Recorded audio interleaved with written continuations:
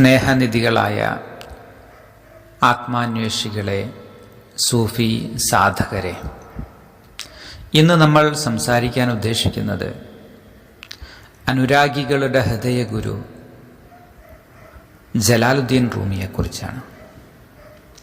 ഇന്ന് ലോകത്ത് ഏറ്റവും അധികം വായിക്കപ്പെടുന്ന, ഏറ്റവും അധികം ആത്മാന്വേഷികളും ആധ്യാത്മികരും, പല വൈവിധ്യധാരകളിലുള്ള ആധ്യാത്മികർ ഒരുപോലെ സ്നേഹിക്കുകയും ഒരുപോലെ പ്രണയിക്കുകയും ഒരുപോലെ സംവദിച്ചു കൊണ്ടിരിക്കുകയും ചെയ്യുന്ന ഒരു നാമമാണ് റൂമി എന്നത്. റൂമി എന്ന ഒരൊറ്റ നാമം കേട്ടാൽ ഹൃദയത്തിൽ നിലാവ് പകരുന്ന ഒരുപാട് ഹൃദയങ്ങൾ, ഒരുപാട് മനുഷ്യർ ഈ ലോകത്ത് ജീവിച്ചിരിക്കുന്നുണ്ട്. നിരന്തരം റൂമിയുടെ മൊഴികളും റൂമിയുടെ കോട്ട് ഉദ്ധരിച്ചുകൊണ്ട് പല പല വഴികളിൽ, ഗ്രന്ഥങ്ങളിലാകട്ടെ, നോവലുകളിലാവട്ടെ, കഥകളിലാകട്ടെ, സിനിമയിലാകട്ടെ, നാടകങ്ങളിലാകട്ടെ, രാഷ്ട്രീയത്തിലാവട്ടെ, എല്ലാത്തിലും സ്നേഹത്തെ കാക്ഷിക്കുന്ന, സ്നേഹപൂർവം മാനവികതയെ ഹൃദയത്തിലേറ്റിയ മനുഷ്യരെല്ലാം ഒരുപോലെ സംസാരിക്കുന്ന, ഒരുപോലെ പറയാൻ ഇഷ്ടപ്പെടുന്ന, മുത്തുപൊഴിയുന്ന വാക്കുകൾ കൊണ്ട് ലോകത്തെ ഹൃദയങ്ങളെ കോർത്തുവെച്ച ഒരു പ്രണയപ്രവാഹമാണ് റൂമി. 1207 800 വർഷങ്ങൾക്ക് മുമ്പ് അഫ്ഗാനിസ്ഥാനിലെ ബൽഖ് എന്ന പ്രദേശത്ത് സെപ്റ്റംബർ 30 പിറവി കൊണ്ട ഒരു പ്രണയപ്രവാഹമാണത്. പിന്നീടുള്ള അന്വേഷികളുടെ ചരിത്രാന്വേഷണത്തിൽ താജിക്കിസ്ഥാനിലെ വഖ്ഷ് എന്ന സ്ഥലത്താണ് ജനിച്ചത് എന്നും അഭിപ്രായമുണ്ട്. പുതിയ പഠനങ്ങളൊക്കെ അങ്ങനെയാണ് കാണിക്കുന്നത്. 1273 വരെ 66 വർഷം ഡിസംബർ 17 ഈ ലോകത്തോട് വിട പറഞ്ഞ ആ മഹാഗുരു, ഹൃദയങ്ങളെ കോർത്തിണക്കിയ മഹാഗുരു, 800 വർഷങ്ങൾക്ക് ശേഷവും ഇന്നത്തെ ലോകത്ത് ചിന്തിക്കുന്ന ആത്മാന്വേഷികളായ മനുഷ്യർക്ക് പ്രകാശം കാണിക്കാൻ മാത്രം ദീപ്തമായ മൊഴികൾ കൊണ്ട്, ദീപ്തമായ ഹൃദയം കൊണ്ട് കോർത്തിണക്കിയ മഹാഗുരു. അത്രമേൽ കോർത്തിണക്കിയ ഒരു ഗുരു, ഈ കാലഘട്ടത്തെ കോർത്തിണക്കിയ മറ്റൊരു ഗുരു വേറെയില്ല. കാരണം ഏത് ധാരയിലുള്ളവർക്കും, അതൊരു ബൗദ്ധ ധാരയിലാകട്ടെ, ജൈനധാരയിലാകട്ടെ, ക്രൈസ്തവ, ജൂത, ഹൈന്ദവ, ഏതൊരു പശ്ചാത്തലത്തിൽ നിന്ന് വന്ന ആത്മാന്വേഷിക്കും ഒരുപോലെ സ്വീകാര്യമായ ഒരു മഹാനാമമാണ് റൂമി എന്നത്.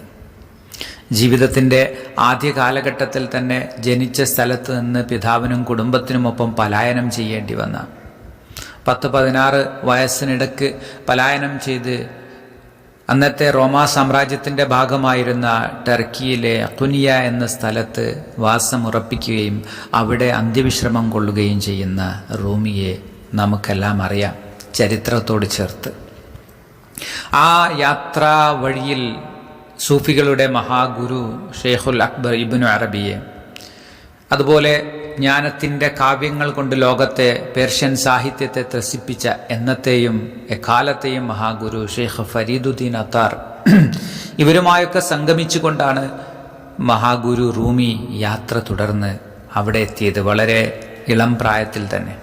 പിന്നീട് പിതാവ് ബഹാഉദ്ദീൻ വലദിൻ്റെ ശിക്ഷണത്തിൽ ആധ്യാത്മികതയും ഭൗതികതയും സാഹിത്യവും തത്വജ്ഞാനവും മറ്റ് പലവിധ ശാസ്ത്രങ്ങളുമെല്ലാം പഠിച്ച് പിന്നീട് പിതാവിൻ്റെ ആ വൈജ്ഞാനിക കേന്ദ്രത്തിൻ്റെ ഉത്തരവാദിത്തം ഏറ്റെടുത്ത് അവിടുത്തെ അധ്യാപകനായി, അവിടുത്തെ ആ സമൂഹത്തിലെ വിധിതീർപ്പുകാരനായി വലിയ ഉയരങ്ങളിൽ, വൈജ്ഞാനികതയുടെ ഉയരങ്ങളിൽ വിരാജിക്കുമ്പോഴാണ് ആ ഗുരു വന്നെത്തുന്നത്.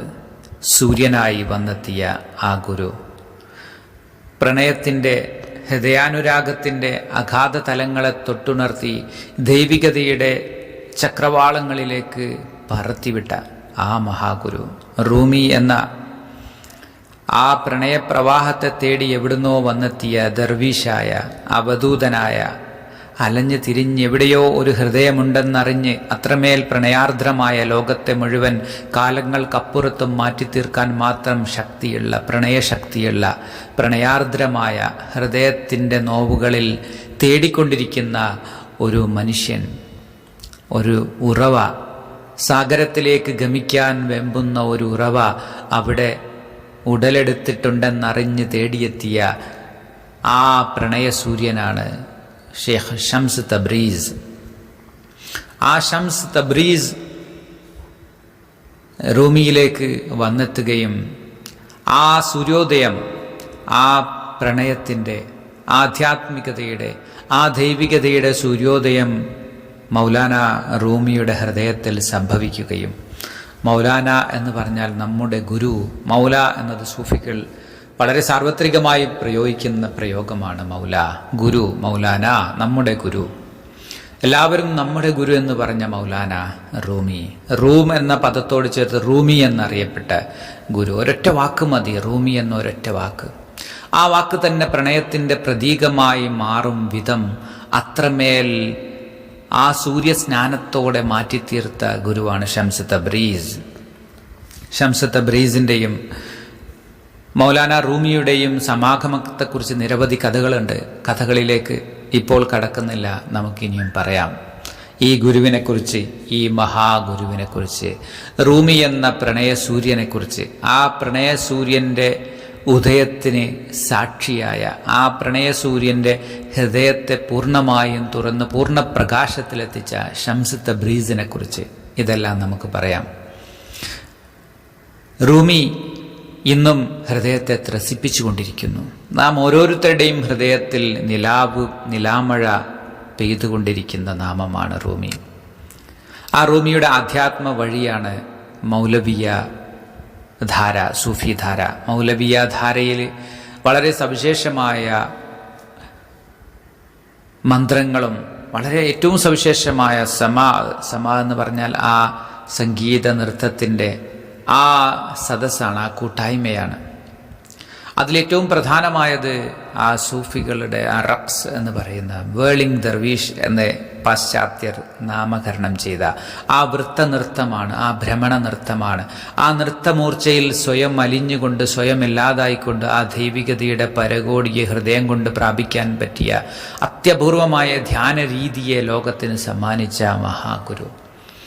ആ ഗുരുവിൻ്റെ വഴിത്താരയിൽ ഇന്ന് ലോകത്ത്, പാശ്ചാത്യ ലോകത്തും പൗരസ്ത്യ ലോകത്തും ലോകത്തിൻ്റെ എല്ലാ ഇടങ്ങളിലും ആളുകൾ ഒരുപോലെ ദൈവികതയിലേക്ക് ഉണരുന്നുണ്ട്, ദൈവികതയിലേക്ക് ഗമിക്കുന്നുണ്ട്. ആ വഴിത്താരയിലൂടെ സഞ്ചരിച്ച് എത്രയോ പേർ ബോധോദയപ്രാപ്തി നേടിയിട്ടുണ്ട്. അത്രമാത്രം പ്രണയപൂർവം ഹൃദയത്തെ തുറന്നുകൊണ്ട് ആ പ്രണയമാർഗത്തെ സാക്ഷാത്കരിക്കാനുള്ള ഹൃദയത്തിൻ്റെ വഴികളെ, ആ പ്രകാശ വഴികളെ തുറന്നു വെച്ച ഗുരുവാണ് റൂമി.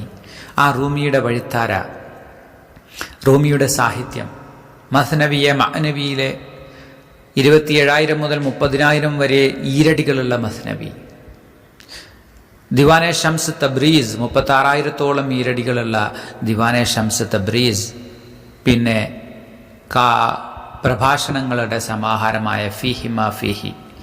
ഈ ഗ്രന്ഥങ്ങളിൽ നിന്നെല്ലാം ഇതിലേറ്റവും സവിശേഷമായി മഅ്നവിയെ മൗലവി എന്നറിയപ്പെട്ട ഗ്രന്ഥം, ആ ഗ്രന്ഥത്തിന് അകത്തൊളിഞ്ഞിരിക്കുന്ന മഹാമുത്തുകൾ, ആ നിധികുംഭങ്ങൾ, അതിൻ്റെ ആഴങ്ങളിൽ നിന്ന് അന്വേഷികൾ ഇപ്പോഴും തിരഞ്ഞ് ചെല്ലുകയാണ്.